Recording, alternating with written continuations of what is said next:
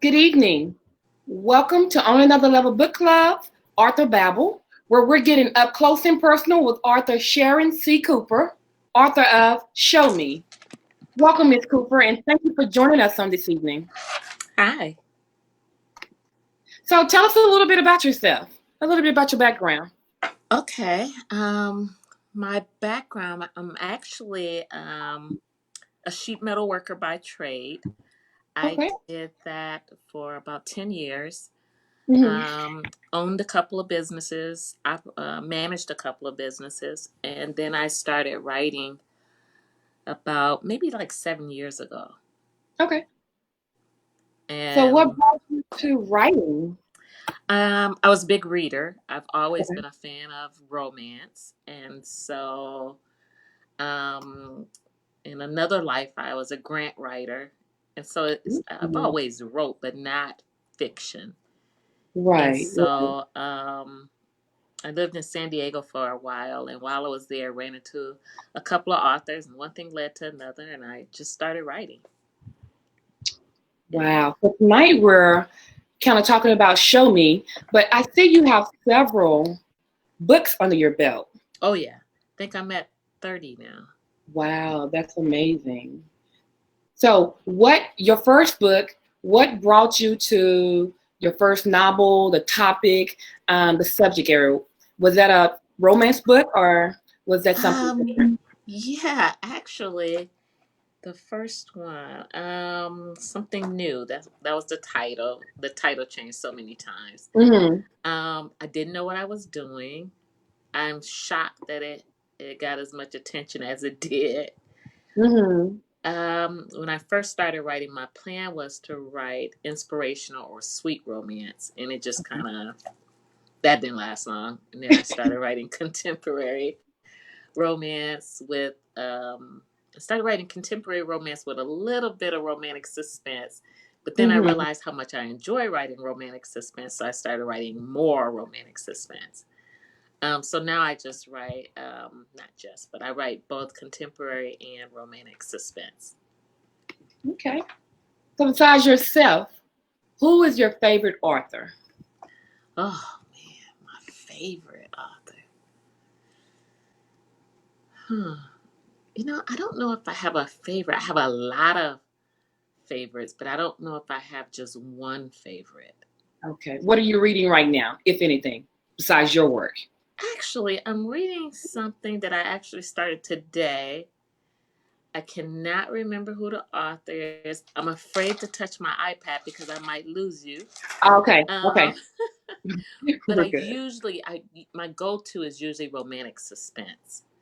But as Romantic. far as some authors that whose books I've enjoyed over the years, of course, Brenda Jackson, Maureen Smith, Mhm.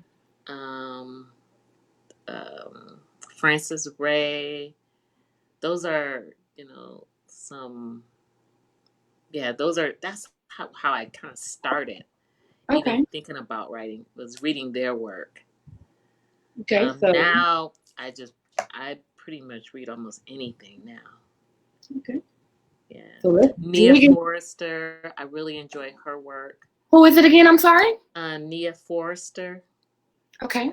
I enjoy her work. Cheryl Lister, Mm-hmm. Delaney Diamond. Those are the two I collaborated with the Irresistible Husband series, Okay. which is Show Me. Yeah. So let's dive into the book, the new release, Show Me, Okay. without giving out too much. Tell us a little bit what the book is about. I know it's romance. Okay, definitely. It's Mm-hmm. definitely romance.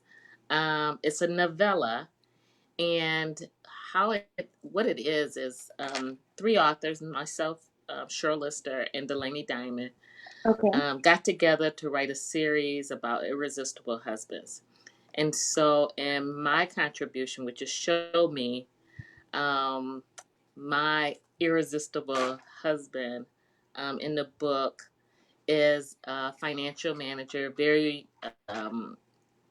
has his life laid out, Mm-hmm. doing well as far as in his career, financially stable. He has everything in place, except before he turns 40, he's 39 at the start of the book. Uh-huh. Before he turns 40, on his to-do list or his life plan, at this point, he should have been married with at least 2 children.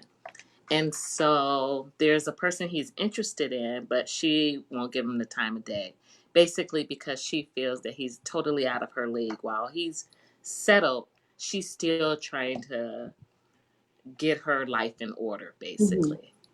And they come together because she's in kind of like a custody battle. Basically, she was married prior to a very wealthy man. And when they divorced, he got custody of their daughter. And so she's been trying to put her life in order so that she can go after him to get full custody of her daughter. Okay. So how closely related is the storyline to your actual personal life, if any? I'm married to an irresistible husband. Okay. But that's about it. He definitely is my inspiration. And well, he's my inspiration in with all of my heroes and my stories. You know, I do think he's irresistible. That's sweet. And how long have you been married? And we've been married 18 years. Oh, wow. But actually, we went to high school together. High school sweetheart. Well, nope, we didn't date. We were just friends, hung out. After graduation, we did our own things, you know, had our own lives. And then we kind of ran into each other at church on our way into church. He had just moved back to town, and the rest is history. So you have over 30 books under your belt. Tell us about the process. How long does it typically take you to write a book? And do you have any quirks or things you do that are out of the ordinary when you're going through the process of writing a book? Wow. Okay. My process is almost different for every book. I honestly feel like every time I start a book, it feels like the first book, because it's like trying to remember, okay, what did I do before? How did I start? It varies as far as how long it takes to write a book. Some characters are so easy and the stories just flow. You know, I can write a book maybe in 6 weeks.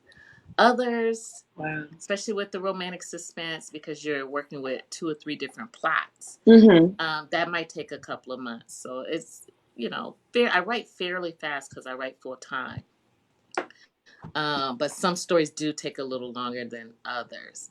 My process, I'm a what they call a plotter. I outline every story. Okay. And so I know I get to, you know, when I outline, I do character sketches, everything on that character sketch, everything from what type of car they drive, what type of house they live in, their careers, what they look like. That's included in my character sketch. It's basically so that I can kind of get to know the characters. One of the things I try to do with each story, I like all of my characters to be unique. That way, when a reader finishes, if they refer back, if they, you know, ask me a question about a book, it's not like they typically probably wouldn't feel like one character is just like another character. They all are very unique in their own way, if that makes any sense. I don't know if you've ever, you know, read a book where you're reading a book and every character almost sounds the same in the book. I tried not to do that, which is why I do character sketches. Okay. Yeah. So in doing the outlining and the character sketches, do you already have an end in mind, or do sometimes the plot twist? Oh, yeah. Unbeknownst to you. I always have an ending. It doesn't necessarily always turn out that way, but okay. I always start with one. The outline basically just kind of helps me keep moving through the story. But 100% of the time, the story changes. Okay. And so some of my stories don't even, I mean, you could see some recognition, I guess, in the outlines, but for the most part, the stories look very different than the outline by the time I'm done. I can see that. Yeah, but the outline really does kind of help me keep it moving, which is probably why I can put them out fairly quickly. I know some people can put them out very quickly, but the outline helps. So the novella, in which your section is show me, is there an overall arching theme, or does each individual story has its own theme, plot?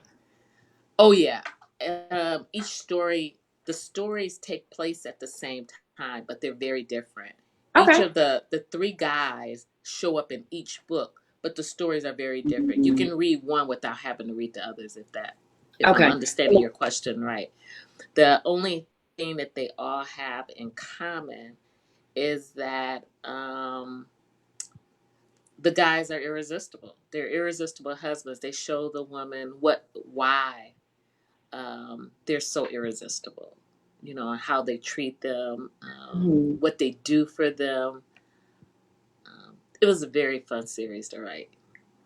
And it's interesting because you know, a lot of times in typical romance novels or even romance mysteries, the men a lot of times are made out to be the protagonist. And it's good that you guys have your irresistible husband. It's given, especially to our Black brothers, it's giving them credibility. You know, not Definitely. all brothers are quote unquote dogs. You know, Right. So that's what I'm loving about it. Yeah, that's the part that I really enjoyed about the series. You know, because every woman doesn't have what we portray in the books. Right. Okay, so we have a lot of readers, or potential writers actually, that listen to us weekly. If there was one thing you could tell them about beginning the journey as an author, or just possible hiccups or roadblocks they could run into, what advice would you give them? I would say, wow, so many of. I think the number one thing I would tell any would-be writer or a person who's thinking about is don't stop writing. Okay. There are gonna come days where the words just don't come, or you feel like you've used up all your words the day before. I say just keep writing. Keep writing.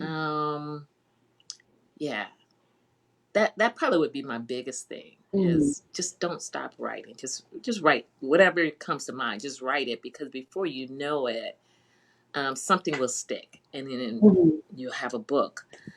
As far as one of the things I was really concerned about before I published was, would anybody read my book? And you don't know. Even now, it's just by the grace of God that I have people who enjoy my work. But that's one of the scariest part is writing and then putting your work out there. And embracing yourself, because just because you love it or your critique partners loved it doesn't necessarily mean all readers will love it. Right. The good part is somebody's gonna love it. Exactly. And so I would tell a would-be writer, keep writing. I think you asked me a couple of questions in there. I'm not sure if I answered. You did. Okay. So you talked about the days that you just can't find the words. Do you ever have writer's block? And if so, how do you push through it? I don't have writer's block. I think for most authors, well, I can't really speak for everybody, but I would say many authors, they don't necessarily have writer's block. What it is sometimes you have the ideas, but trying to form them in a way to make a legible sentence, or a paragraph or a scene, make it make sense. That's where it gets a little tricky. Usually you know what you want to write. Right. You have the ideas, you know where you want to go, but trying to pull it all together to where it flows smoothly, that's where it gets a little tricky. That's in my opinion. I think more authors suffer from that more so than actual writer's block. And one of the things you talked about actually putting yourself out there in your writing and at the It's craft. hard. Yeah. I mean, Every you're open time. up, you're vulnerable. So how do you deal with negative critiques, and have you become more resistant to it the more you're, go through the process of putting the book out? Mm, I'm happy to say I don't get a lot of negative That's good. critiques or reviews, and those that are negative, I try not to look at them. Okay. Early on, like when I release a book, maybe that first 1 or 2 days, I might check a review just to make sure there's nothing wrong with the formatting, or just to make sure there's nothing majorly wrong with the story. Could go wrong with technology. Once that's done, I Hmm. hop on to the next story that I'm working on. Oh, I wow. try not to dwell, because if you only look at the reviews, and there are going to be some that might not be as favorable, Right. it can stall you from continuing to write. So I try not to dwell on them. Every now and then, glance at them and try to focus on positive, just so I can keep moving. Because just because one person didn't enjoy the story doesn't mean that somebody else did. Exactly. Exactly. Okay, so at this time we're gonna move on, and we're gonna dig a little deeper and get to know you. Okay, we're gonna Oh peel boy. the layers of the onion. Okay, Oh my goodness. Okay, let me brace myself. so All I'm gonna right. ask you a few questions. Okay. Okay, so Miss Sharon C. Cooper, if someone could give you anything in the world for your birthday, what would you like it to be? That probably would be different every day. If you ask me Mm. tomorrow, I'll probably be different. Right now, I would probably request a day off. Ooh. Okay. That's simple. Just a day off. No computer, no deadlines, no Mhm. writing, no emails, no phone calls, nothing. Just a day off to veg out. That's what I would want Oh, right now. I'm with you. Mainly because I've been having back to back deadlines these last Mhm. few months. And Okay. yeah, not a very glamorous gift, but man, I would love it. Self care and peace of mind. Okay. That is Right. valuable. Complete the sentence. I Okay. feel guilty when. I feel guilty when I eat too much chocolate. Okay. I thought you were going to say when you take a day off. Okay. Okay. No, I don't usually feel guilty. My brain can't shut my brain down, but Oh, yeah, okay. I don't That makes usually sense. feel guilty. But I do feel guilty when I love sweets, I'm a, and oh, it's yeah, hard. It's hard. it is. It is So hard. I feel guilty when I overindulge in sweets. Okay. And they say sugar is just like a drug. It is addictive. Okay, Yes. I'm a witness. Complete the sentence. My Okay. greatest goal in life is. Wow, my greatest goal in life. Oh my goodness, there's so many. I think my greatest. That is a good question. My greatest goal in life. I would love to say, to, create world peace or something like that. Mhm. But I think right now my greatest goal in life is to continue setting my household up financially for a wonderful retirement. I like that. I like that. Yeah, it seems kind of selfish, but yeah. Well, no, it's not, because you're thinking about your family, Oh yeah, those to definitely come. family So, thing. Yeah, kids and siblings, and yeah. right, right. Okay, last question. Okay. What is one quality do you look for in your friends? What is one quality that you look for in your friends? Okay, one quality. I have a couple that are tied. You can give us a couple. That's fine. Okay. Definitely loyalty. They have to be trustworthy and dependable. Mm-hmm. Yeah, I'm an introvert, so it's not like I am a social butterfly. So Mm-hmm. um, my friendships are, they're family. So it's like, yeah, I have to make sure, I have to know that they're dependable and trustworthy. I agree. Otherwise, it's like, yeah, I don't have any use for them Right, right, right. in my life. Yeah. Okay, so we're going to transition over to chopping it up with our viewers. But before we do that, tell our viewing audience where can they reach out to you, and also where can they purchase your books? Okay. My books are everywhere as far as Amazon, Barnes and Noble, Kobo, Apple, iTunes. But you can find the complete list on my website at SharonCooper.net, Okay. and it has everything: names of characters, blurbs, everything. That's Awesome. where I would suggest a reader check out the website SharonCooper.net. SharonCooper.net. Okay, and then we Mm-hmm. have the new book that's out, Show Me, a Yep. novella. Show me.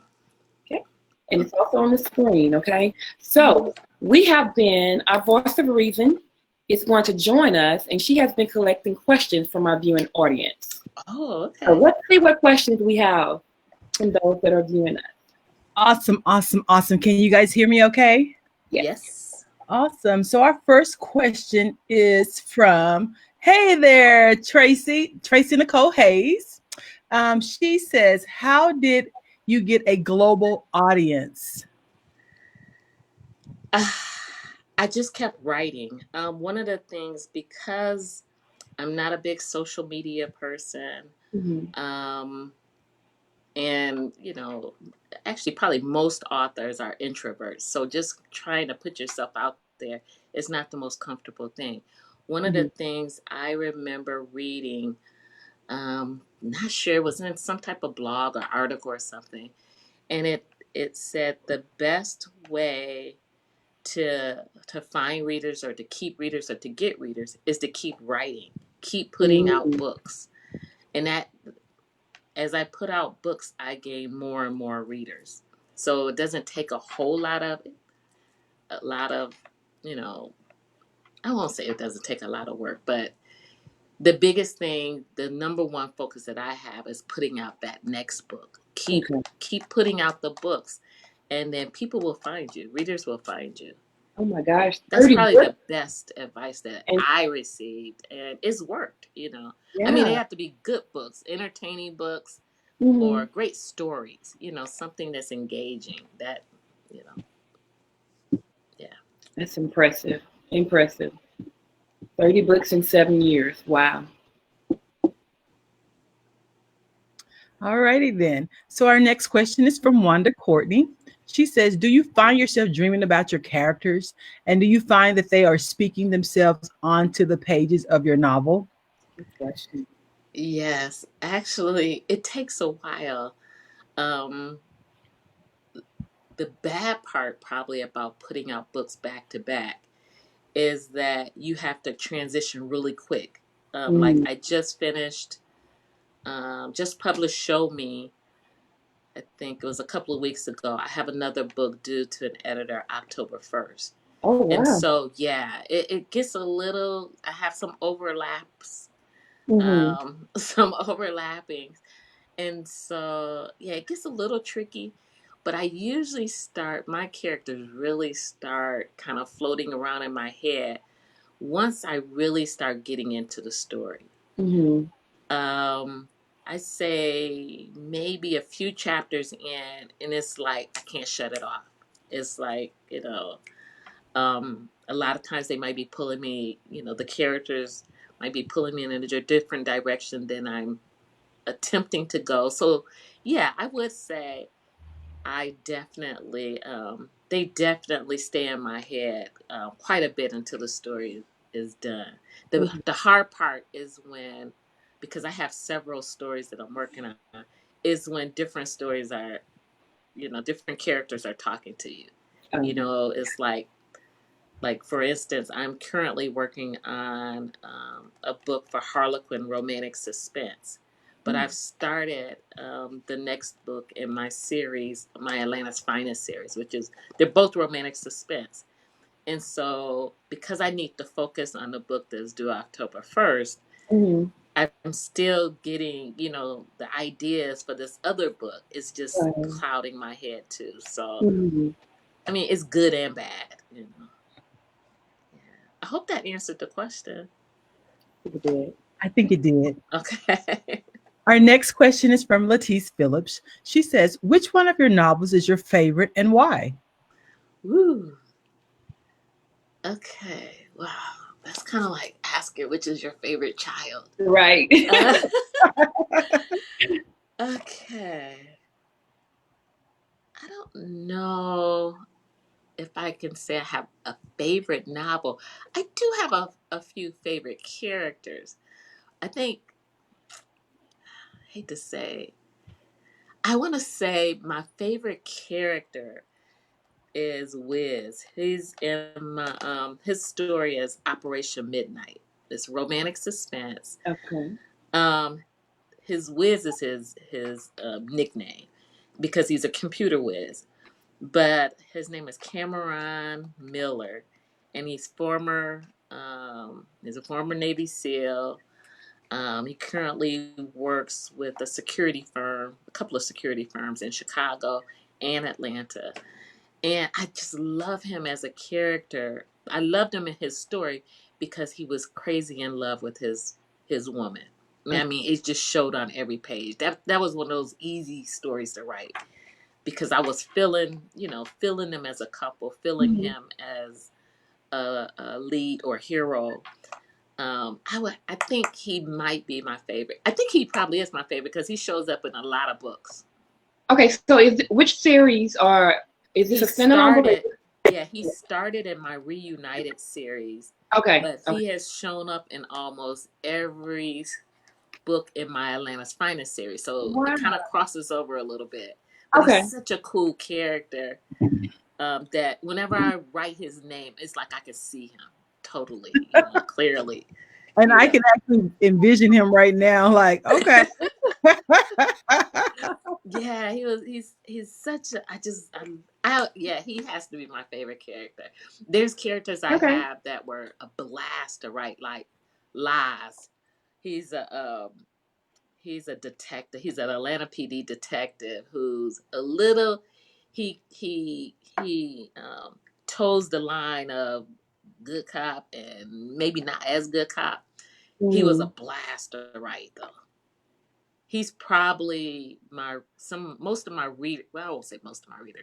I get a lot of emails about when is Lies getting another book. He's a Oh, very okay. popular character. Maybe because he's just kind of out there. He's kind of out there. Anything goes with him, which was probably why he was a fun character to write. Hmm. So I'm just jumping in real quick. So when it comes to like lies, um, how do you do research or do you communicate or interview cops to get the full scale of the profession? I do a ton of research just to try to make the story as authentic as possible. Okay. And that's with Hmm. all of the stories. Hmm. Even with the last book, with Show Me, I did quite a bit of research as far as just how it works with adopting, not adopting, with custody battles and Okay. things of that nature, just so it could feel. So the story can feel as real as possible. I might not put a lot of those details in the story, but it's not because I haven't researched. It's because I don't want it to be like a textbook. Hmm. But I try to do as much research as possible just so the characters and their situations can feel very real. Hmm. Okay. Yeah. Okay, we have another question, and this question is from Wanda Courtney. She says, do you give your novels out for Christmas gifts to your family? Nope. Unfortunately, most of my family aren't readers, Hmm. especially romance, which is Okay. sad. Right. Um, the only person I do give out I give out a novel to my sister. She reads everything. Um, and then I give one to my mother. she's very spiritual, so she probably won't tell anybody that she reads romance, but she has read every one of my novels. Some she has admitted to skipping some parts in the stories, Mm-hmm. you know, but Okay. Let me see. yeah. Yeah, but nah, if you ask my family members if they've read my work, they would be just looking at you crazy, probably like, no, unfortunately, you know. Okay. Yeah. But they're very supportive, you know, as far as with my time and things of that nature. But yeah,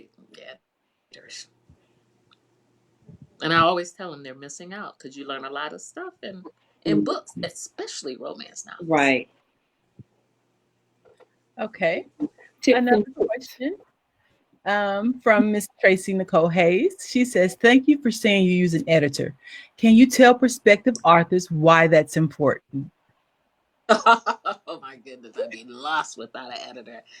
Um, Editors are priceless, especially a good editor. When I first started, it took me a while. It took me a while to find an editor who I felt really helped enhance my stories. As far as, for the most part, according to my editors, I write fairly clean, but they're just invaluable, even with the simplest things. Like when I first started writing, this doesn't happen as much as it used to be. Just words that sound alike or that are spelled different. You'd be amazed of how that pops up in the story. And it's like you know the right word, but for whatever reason, you might use the wrong version of there. Right. That's where your editor comes in at, if you have a good one. So the key would be finding a good editor because they catch just the simplest things where you can read your story 3, 4, 5 times. And every single time you read it, you're going to find something and you can't figure out how did you miss it the previous time. But Mm-hmm. having someone who is not close to the story Good. read it once you're done or once you think you're done is invaluable. Is you know, they're not cheap. I will say that they're not cheap, but they're worth every penny if you find a good editor. And sometimes it takes a while. I've gone through quite a few editors, and now I have one who I think really um, helps me put out, you know, the best product that I can. Mm-hmm. Awesome, awesome, awesome. I know Tracy likes that because she's also an editor herself. Okay. Okay. Let's see. Another question from Tracy. She Okay. says, "As a full-time writer, what's your writing schedule?" That is a good question. Ideally, it would be 9 to 5, but it can be anywhere from 5 a.m. to 10 p.m. Mm-hmm. Um, I do. I I write until I just can't think straight, basically. Especially Mm-hmm. this year. This year has been a weird year in every aspect. Yeah. But with me, Definitely. I've written more books this year than I have in previous years. And so my schedule is different every single day. Mm-hmm. I try to get in a workout, you know, if not first thing in the morning, dead smack in the middle of the day, just to regroup. Mm-hmm. But for the most part, I always put in at least 8 hours, 8 to 10 hours, probably more like 10 hours of something related to the writing, be that it's creating graphics for marketing, writing, researching, editing, um, rewriting. Usually, those 8 to 10 hours are always something related to publishing, writing, and things of that nature. So I say I write at least 6 days a week, minimum 8 hours a day. Oh wow. Oh, Minimum. And then when I say write, keep in mind I'm talking not just writing the stories, but all that goes into putting a story together. Right. okay. Wow. All That's right. dedication. That is. But like she said, that's her full-time job. That's Right. it. And then I'm going to treat it just like I would treat it if I was working for somebody else. That That's makes good. So I treat it like a business. Mhm. Makes Right. perfect sense. Wanda wants to know, how did you become so passionate about crafting your novels? I'm a little OCD. that's that's a self-diagnosed. And if my family heard me say a little, they'd be like, like choking. And so I'm obsessive about trying to get it right. Don't get me wrong. I mean, there's been some misses, Mhm. but I work really hard at trying to perfect every sentence, every paragraph, every scene. And I'm sure it's because I'm obsessive, which is good in one sense because I get quite a bit done. It's bad in one sense because I can't let it go. A lot of times I can't let it go. I kind of stew Right. over every word, every sentence. And so, yeah, pray for me. No, and then we won't get the books that we get. So well, it's okay. We're gonna let you keep being a little OCD. Okay. But Uh, if you take that day off, take that day off, Okay. you know, I do take every step in. Sunday off though. I do take every Sunday off. It's like Mm-hmm. it's I won't say it's my favorite day is Wednesdays because I date night. So Okay. I do shut down early on Wednesday. And when I say early, like 6:30 or 7 p.m. because my husband and I have a standing date night. So it's like That's sweet. yeah, Mm-hmm. and it's been like that since before we were married. So Wow. yeah. okay, that's all of our questions right now. Okay. Great Okay. questions. Share with our audience, listening audience again, where can you be contacted and also where can your books be purchased? Okay. I can be contacted and my books can be purchased through my website, and that's at sharoncooper.net. My books are also available on Amazon, Barnes and Noble, Kobo, Smashwords, iTunes. I think that's it. Well, it has been a pleasure. I am going to definitely add some of these series to my library. Please do. I will definitely do. I have a long commute in the morning, so I love listening to books. Okay. So it has been a pleasure talking with you this evening, Miss Thank you. Cooper. I appreciate the opportunity. Do you have any last word for our viewing audience? Any last words? Need something good to read? Check out Show Me. Available Show me. everywhere. Thank you. Thank you. Go to the Thank website. you. Let's purchase the book. Join us next week, same place, where we will be chatting it up with author Bill Perkins, author of Die with Zero.